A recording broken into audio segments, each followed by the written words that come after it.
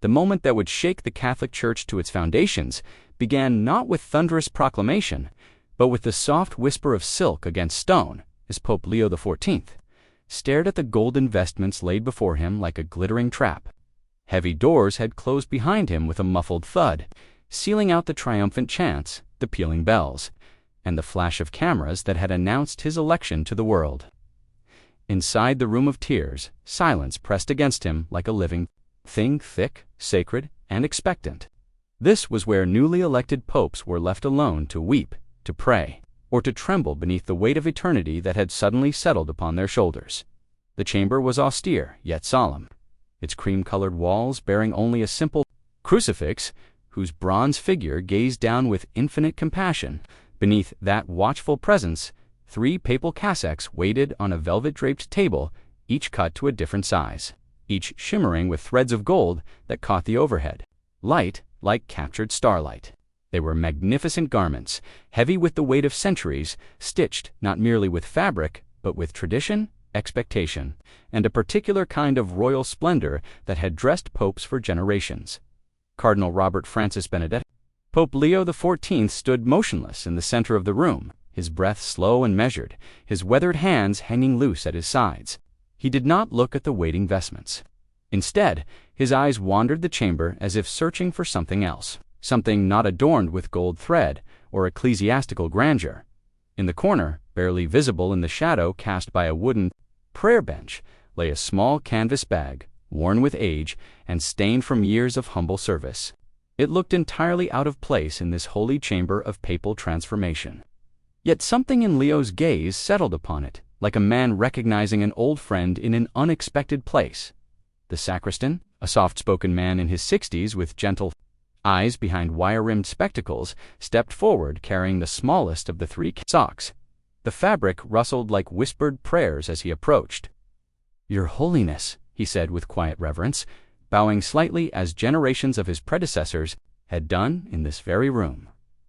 "The Church awaits." Leo XIV remained still, not with hesitation, but with a kind of inner listening, as if waiting to hear a voice that belonged to no earthly authority. His eyes never left the forgotten bag in the corner. Leo XIV stepped closer to the velvet table, his bare feet silent against the marble floor. The papal vestments seemed to grow more elaborate under his scrutiny. Intricate embroidery that had taken master craftsmen months to complete, golden threads that had cost more than most families would see in a lifetime, silk that had been blessed and consecrated through rituals older than memory itself. He reached out with one weathered finger and touched the fabric. It was impossibly soft, like touching a cloud made tangible. The weight surprised him not, just the physical heft of the gold thread and precious stones, but something deeper. These robes carried the expectations of 1 billion faithful souls, the dignity of an office that stretched back through centuries of saints and sinners, martyrs and politicians. His mind drifted to another weight he had carried just 3 years ago, a bag of rice on his shoulders as he climbed the narrow mountain path to reach a village forgotten by time and government alike. The children there had run to greet him, their feet bare and dusty, their smiles bright despite the hunger that hollowed their cheeks. He had worn simple brown robes, then patched and repatched, stained with the honest sweat of service. Padre Roberto, little Maria, had called him, tugging at his rough habit with hands that knew only work and want. "Did you bring medicine for a boy?" He had knelt in the dirt beside the dying woman, holding her papery hand as she whispered her final confession in a voice like autumn leaves. No gold had adorned his shoulders that day. No cameras had captured the moment when life passed from her eyes to whatever lay beyond. Only love had been present for her, unadorned, sufficient. Outside the room of tears, he could hear the soft shuffle of feet as Vatican officials waited. They would be growing anxious now, checking their watches, whispering among themselves. The world's cameras were trained on the balcony above St. Peter's Square, waiting for the new pope to appear in all his traditional glory. The sacristan cleared his throat gently. "Holy Father, perhaps we should begin. The people have been waiting." Since the white smoke appeared, Leo's fingers still rested on the golden vestment. Such beautiful work, such careful devotion to craft and tradition. And yet, as he stood there in the sacred silence, all he could think of was Maria's dirty hands and her grandmother's. Peaceful death and the weight of rice on his shoulders as he had climbed toward heaven. The canvas bag in the corner seemed to pulse with quiet insistence. Leo XIV's hand moved away from the golden vestments, as if they had suddenly become too hot to touch. Without a word, he walked to the corner where the canvas bag waited in shadow. The sacristan's eyes followed his movement with growing confusion. "Your Holiness," the older man's voice carried a note of gentle concern. "The cassock is ready." Is it still there?" Leo asked quietly, his gaze fixed on the worn bag. The sacristan blinked, uncertain what the new pope meant. A younger attendant near the door shifted nervously and answered in a whisper, "Yes, Holy Father, we kept it just in case." Leo knelt beside the bag with the same reverence he had once shown before the Blessed Sacrament in countless village chapels. His fingers found the familiar rope ties, loosened by years of use. Inside, folded with care, lay a simple brown habit course, wool, unadorned, unmistakably humble. It still held the faint scent of mountain air and honest labor, of prayers whispered in forgotten places where no cardinal had ever walked. He lifted the garment and pressed it against his chest, breathing. In its memory of service, the fabric was worn thin at the elbows from leaning across sick beds, faded at the knees from countless hours spent in prayer beside the dying. Mud stains marked the hem evidence of journeys through places that appeared on no Vatican maps. "This is what I want," he said, his voice barely above a whisper. The silence that followed was profound. The sacristan's hands trembled slightly as he continued to hold the papal cassock, his mind struggling to process what he was witnessing. "But Holy Father," the younger attendant ventured, his voice tight with barely controlled panic, "the tradition, the people expect." Leo stood slowly, the brown habit draped over his arm like a flag of surrender or, perhaps, revolution. "The tradition lives in the heart," he said with quiet authority. "And today I must remind the world what kind of church we are meant to be." He moved to the mirror that dominated one wall of the chamber. Holding the simple habit against his body, his reflection looked nothing like the monarchs, whose portraits lined the Vatican corridors. No silk, no gold, no symbols of earthly power, just a man in brown wool, smiling not with triumph, but with a peace that had been forged in the forgotten corners of the world. The sacristan stared at the golden vestments, in his arms, then at the Pope, then back at the vestments. His voice, when it came, was barely audible. "Holy Father, what shall I tell them?" Outside, the crowd in St. Peter's Square grew restless. The great bells of St. Peter's tolled across the square, their bronze voices echoing through the narrow streets of Rome and across television screens around the globe. The white smoke had long since drifted away into the morning sky. But crowds still packed the ancient cobblestones shoulder to shoulder, eyes fixed on the papal balcony above. Millions more were glued to screens in homes, parishes, and cafes.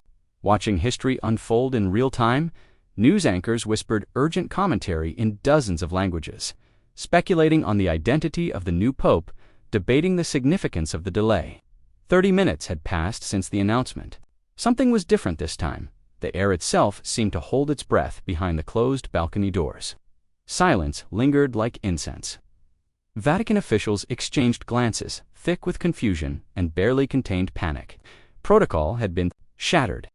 Cameramen stared at empty frames, their lenses trained on doors that should have opened long ago. Then, like the first crack of dawn, after the longest night, the doors creaked open. A hush fell over the square, as if the entire world had taken a breath at once. Out stepped a figure that defied every expectation, every precedent, every carefully rehearsed announcement that had been prepared for this moment.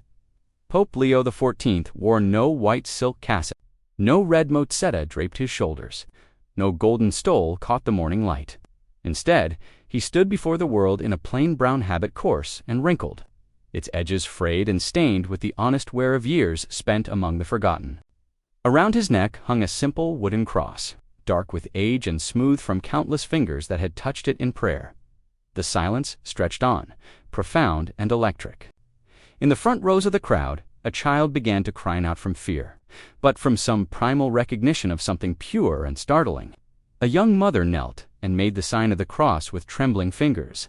In distant corners of the earth, in convents and missions and forgotten chapels, Those watching pressed their hands to their hearts as if witnessing not just a papal appearance, but a resurrection of something they had thought lost forever.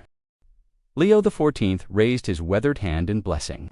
When he spoke, his voice carried across the square without amplification, as if the very stones of St. Peter's had learned to listen. "Peace be with you." 3 words, whispered more than proclaimed, and in that whisper, the Catholic Church felt the first tremor of an earthquake that would reshape everything it thought it knew about power, dignity, and the price of following Christ. In newsrooms around the world, anchors fell silent, their prepared scripts suddenly inadequate for what they were witnessing.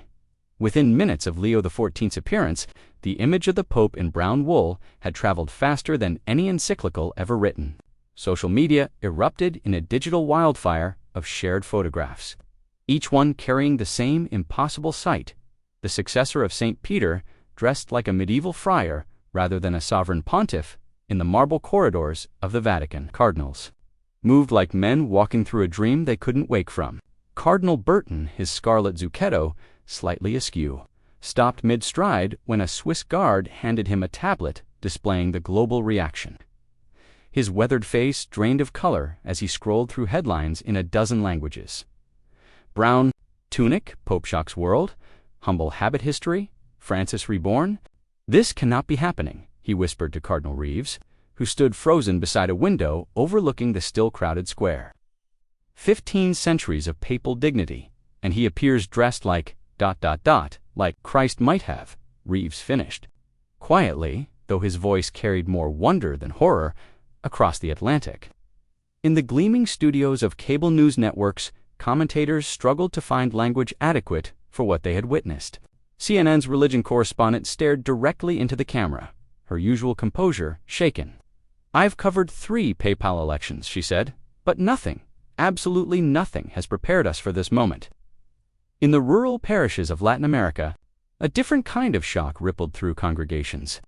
Father Miguel, celebrating morning mass in a village church built from mud and hope, held up his phone to show the image to his flock. An elderly woman in the front, Putha Se Maria, who had once touched Leo's habit with work-worn hands, burst into tears.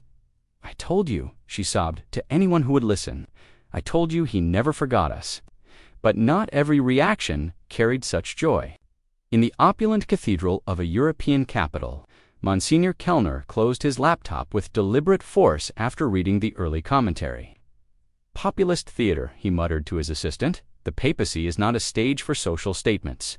Meanwhile, in the Vatican press office, phones rang with the persistence of church bells gone mad. Journalists demanded explanations. Bishops sought clarification. Wealthy donors, their voices tight with concern, asked pointed questions about the direction of the church's leadership.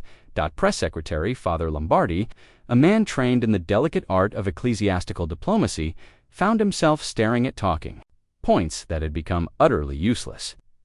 How do you explain the unexplainable? How do you contextualize a revolution wrapped in rough wool? The image continued its relentless journey across continents, to prison chapels where inmates wept, to hospital wards where the dying smiled, to refugee camps where hope had been carefully rationed for years. In his simple room at Casa Santa Marta, Pope Leo XIV sat in silence, unaware of the storm he had unleashed, knowing only that for the first time in years he felt like himself. None had spoken for the first 10 minutes.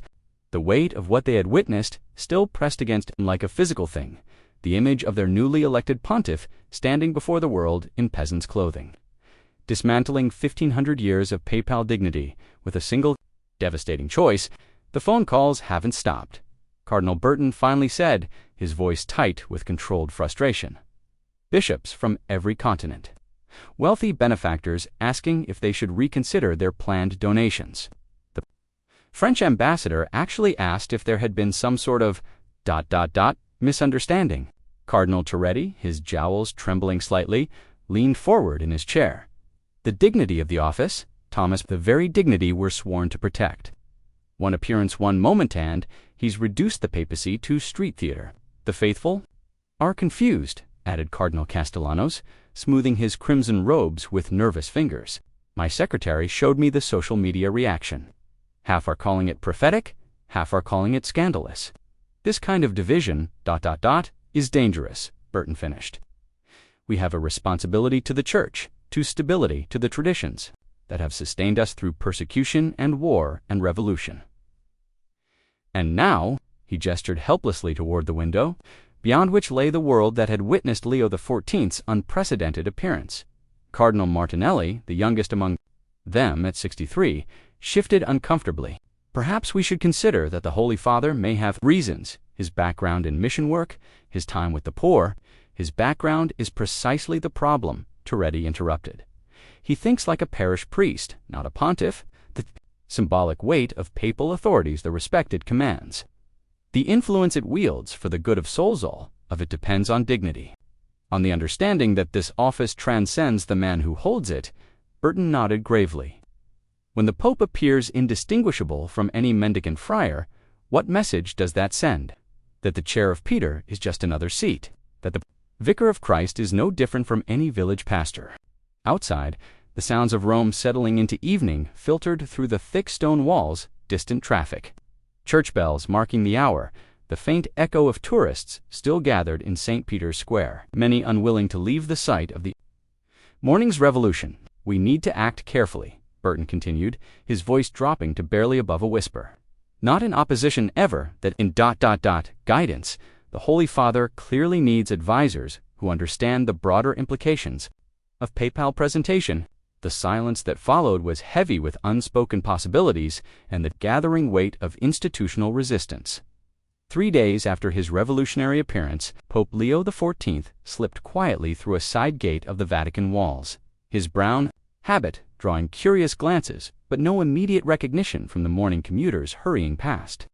The October air carried the scent of coffee and fresh bread from nearby cafes, mixing with the exhaust of Roman traffic in a symphony that spoke of ordinary life, continuing its ancient rhythm. His first stop was the pediatric ward of Bambino Gesù, a hospital where he had requested no announcement, no prepared reception. He simply appeared in the doorway of the children's cancer unit, his wooden cross catching the fluorescent light as nurses looked up in startled recognition. "Papa Francesco," whispered little Giuseppe, a 7-year-old with luminous eyes and a bald head wrapped in a Batman bandana. Leo knelt beside the boy's bed, his rough habit brushing against the sterile linens. "I'm Leo," he said simply. "What's your favorite superhero?"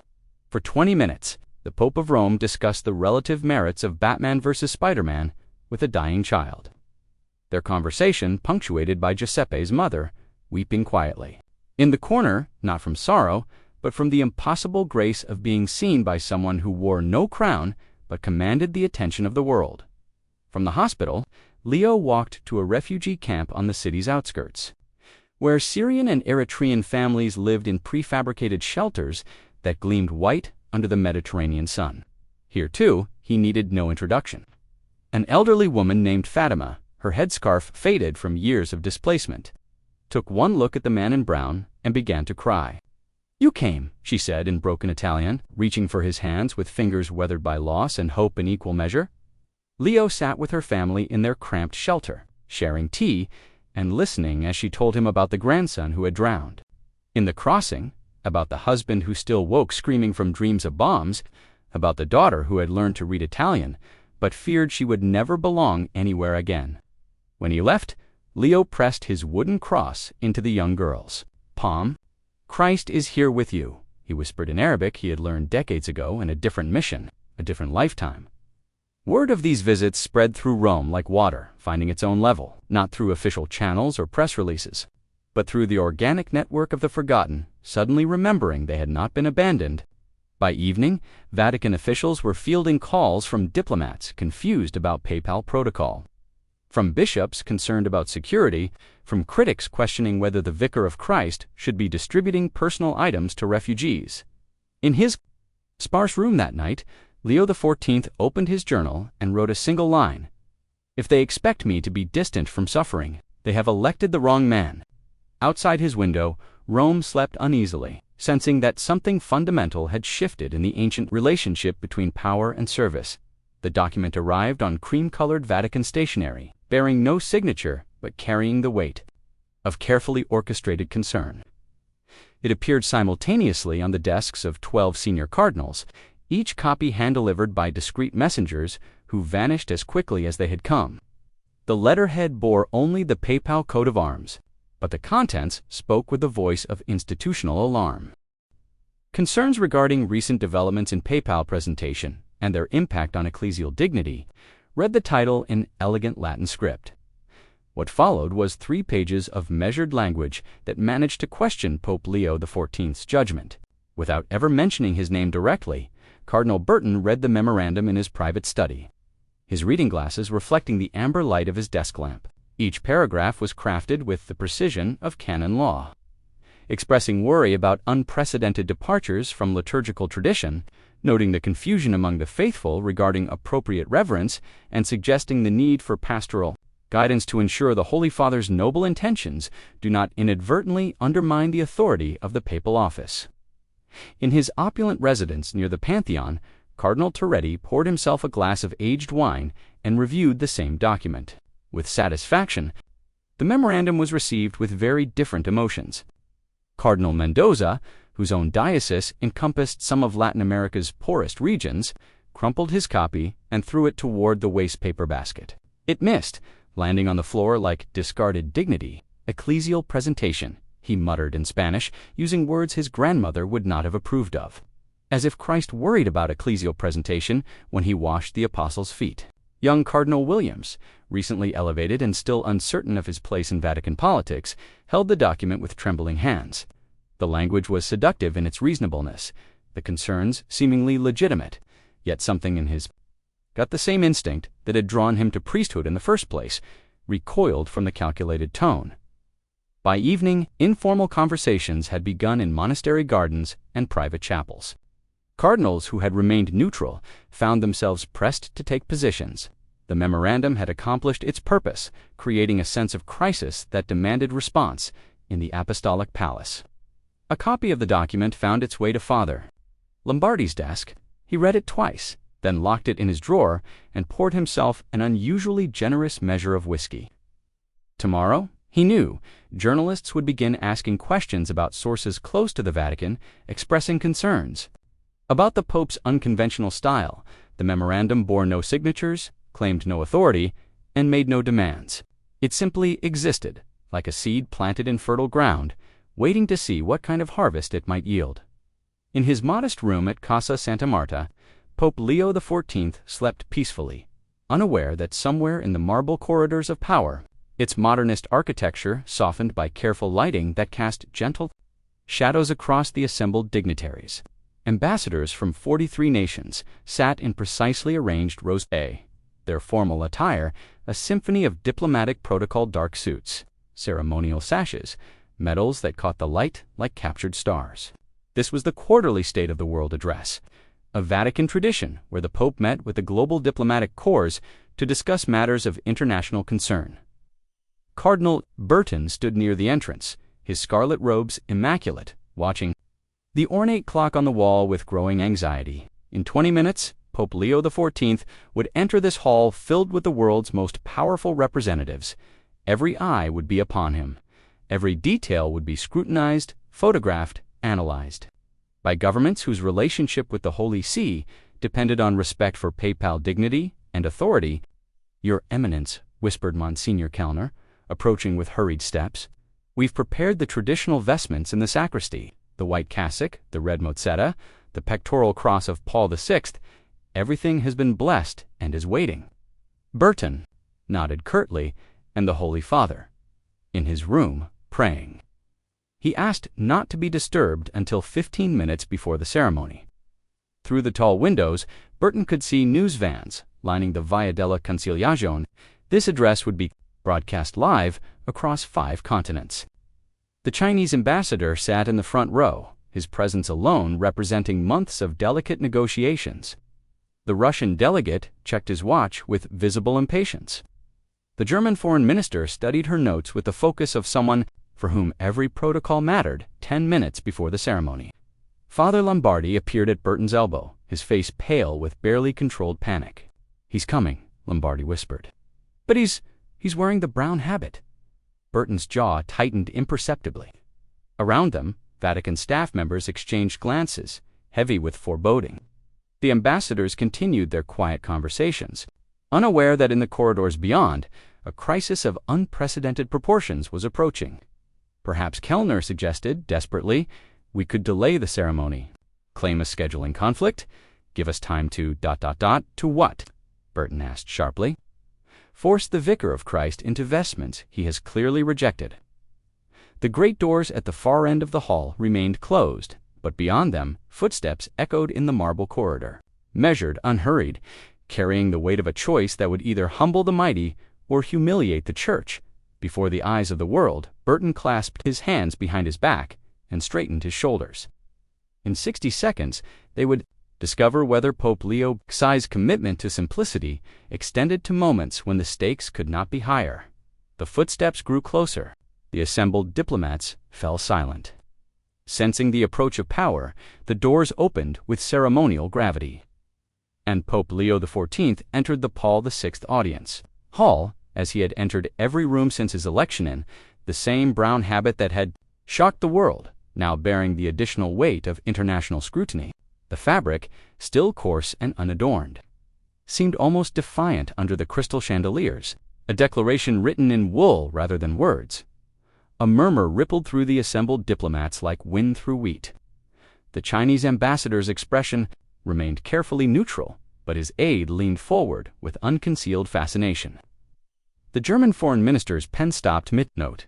In the press gallery, cameras clicked with machine-gun rapidity, capturing what would become one of the most controversial images in modern papal history.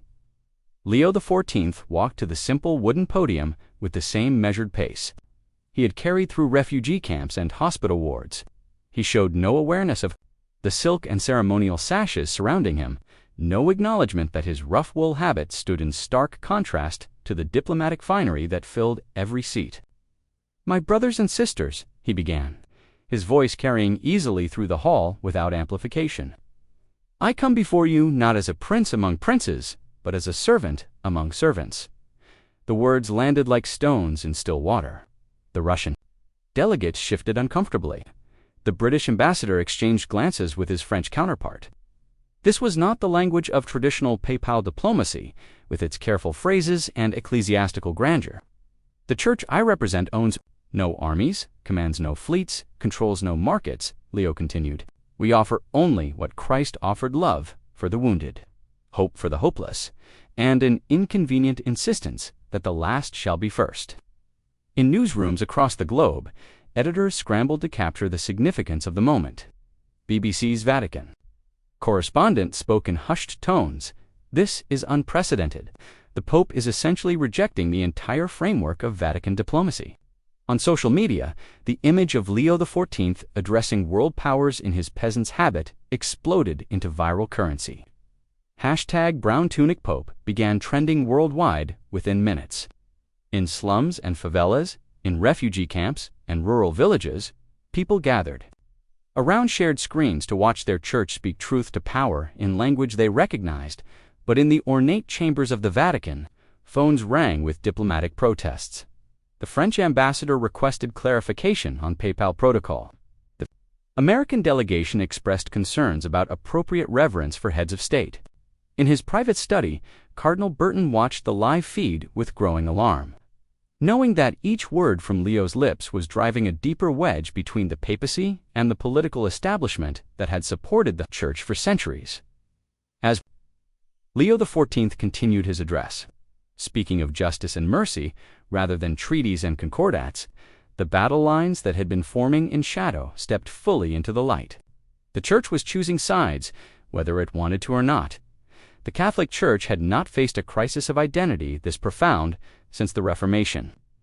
In the week following Leo XIV's diplomatic address, the institution that had weathered empires and outlasted kingdoms found itself fracturing along lines that ran deeper than politics or theology. They ran to the very heart of what it meant to be the bride of Christ.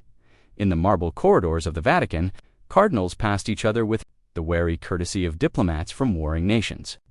The original memorandum had spawned a dozen others, some defending Leo's prophetic witness, others calling for immediate intervention to preserve papal dignity and ecclesial order.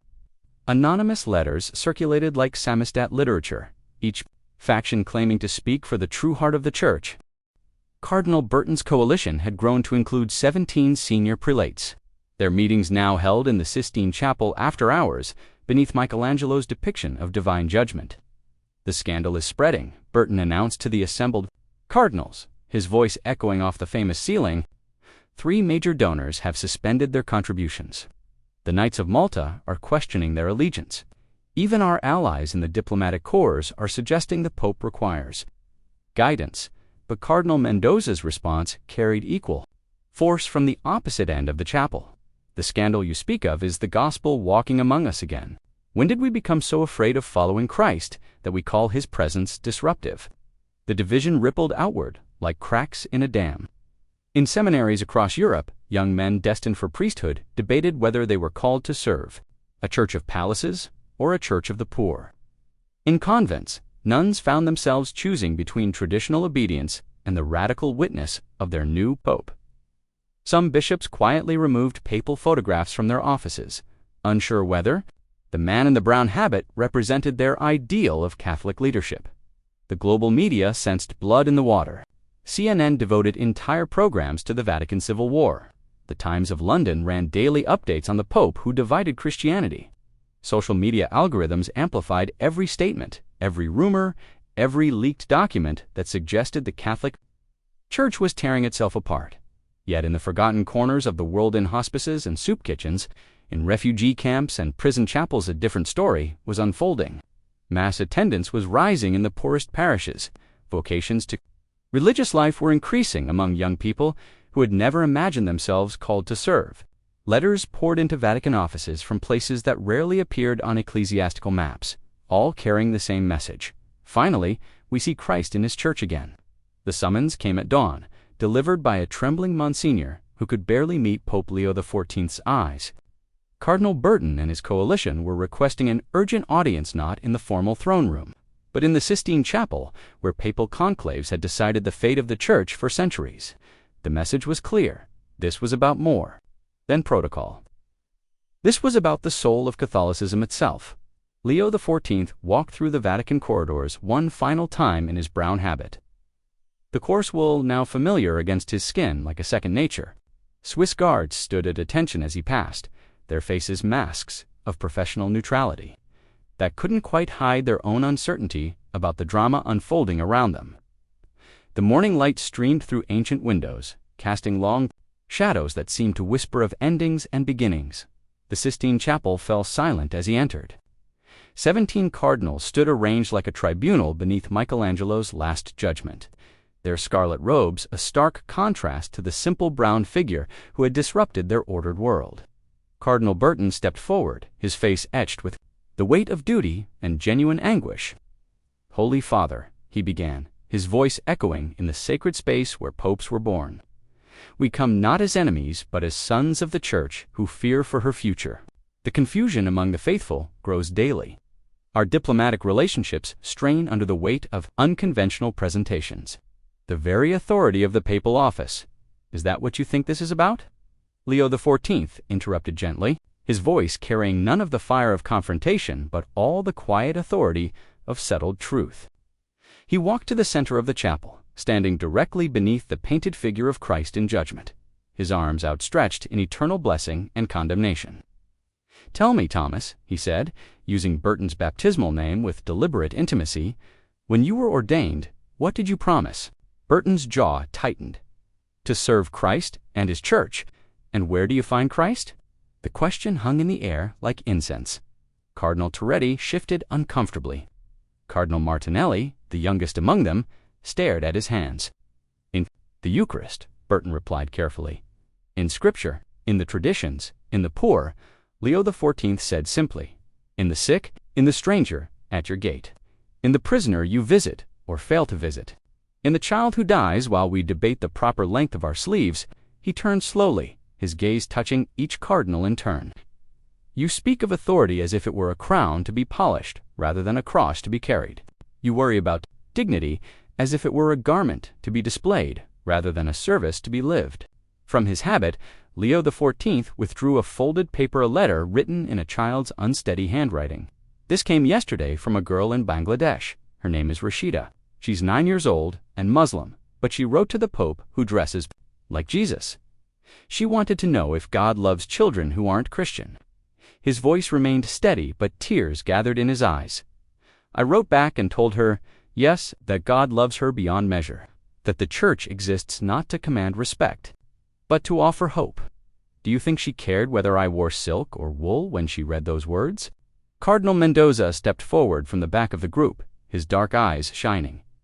Holy Father, some of us understand, some of us have been waiting, our entire priesthood for the Church to remember why she exists. A murmur rippled through the assembled cardinals. Lines were forming, but they were different lines than anyone had expected. Cardinal Williams, whose uncertainty had tortured him for weeks, moved quietly to stand beside Mendoza. Then Cardinal Reeves. Then others, their scarlet robes creating a new configuration in the ancient space. Burton stood alone for a moment, his face a mask of internal struggle. When he finally spoke, his voice was barely above a whisper. But you, ... you want to save souls. Leo XIV nodded. The institution will survive, or it won't. But the gospel is eternal, and it has never needed our protection, only our witness. Outside the Sistine Chapel, word was already spreading through the Vatican that something fundamental had shifted. In the Apostolic Palace, monsignors and priests gathered in small groups, sensing that the earthquake they had felt building for weeks was finally moving the ground beneath their feet. But in parishes around the world, the change was simpler and more profound. In a refugee camp in Jordan, Father Miguel celebrated Mass using a wooden cross that Pope Leo XIV had carved himself and sent as a gift. In a prison in Colombia, inmates who had never seen hope in an authority figure began asking about this pope, who chose poverty over power. And in the Sistine Chapel, as morning light filtered through windows that had witnessed 5 centuries of papal history, 18 men in red robes knelt together in silence, finally understanding that the revolution they had feared was actually a resurrection they had been waiting for their entire lives. The brown habit had become a mirror, reflecting not the Pope's choice, but the Church's soul. And for the first time in generations, what they saw looking back was recognizably Christian.